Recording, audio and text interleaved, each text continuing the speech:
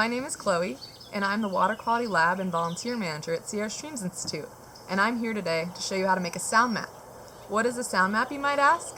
It's a representation of the acoustic world around us. Sound plays a very important role in the natural world.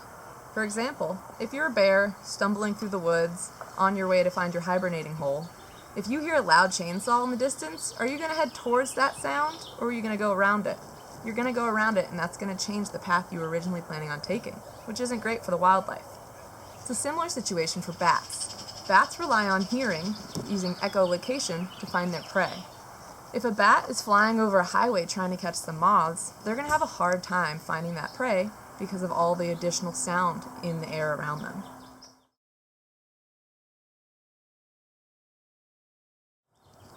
Constant noise has a long-term effect on the survival of a lot of wildlife species, so keep that in mind next time you're being really loud outside. Sound maps are a great way to connect with the surrounding environment.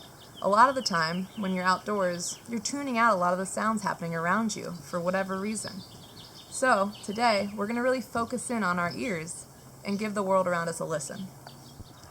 So, let's get your sound maps set up before you head outside. If you haven't already done so, go ahead and grab a pen and paper. First thing you're going to do once you have those is put an X at the center of your piece of paper. That's where you will be sitting while you're doing the sound map exercise. Then, I want you to close your eyes and think for a minute. Where does the sun set at your house or your yard or wherever you are right now? Point in the direction you think it sets. At my house, the sun sets over there, which that means west is in that direction, because the sun always sets in the west. If you don't know where the sun sets, or you want to be sure, go ahead and find a compass, or grab a smartphone with a compass app, and figure out where the cardinal directions are from where you're sitting. Once you know, go ahead and mark those on your paper as well. Once you're set up, your paper should look something like this. Your directions might be in a different spot though.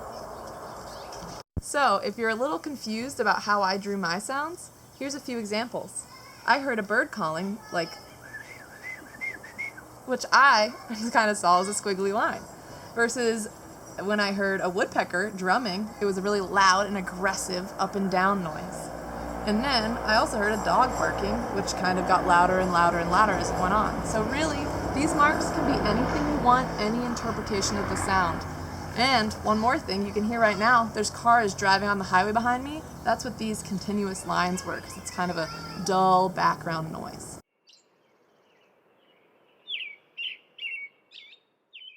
So now you can pause the video, take a timer with you, and head outside. You'll set the timer for anywhere from 5 to 15 minutes, depending on how long you want to listen for. Once the timer goes off, come back in and check in with me.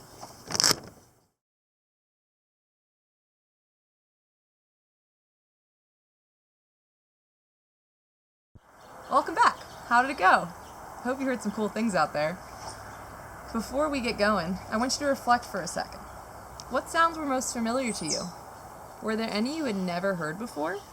Did you have a favorite sound? Would your map look similar on a different date or in a different place? I don't know. Something to think about. For those of you who like to draw, I highly recommend grabbing another sheet of paper and heading back outside.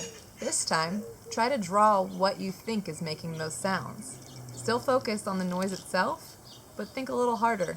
Was it a bird? What kind of bird? Was it a car? What kind of car?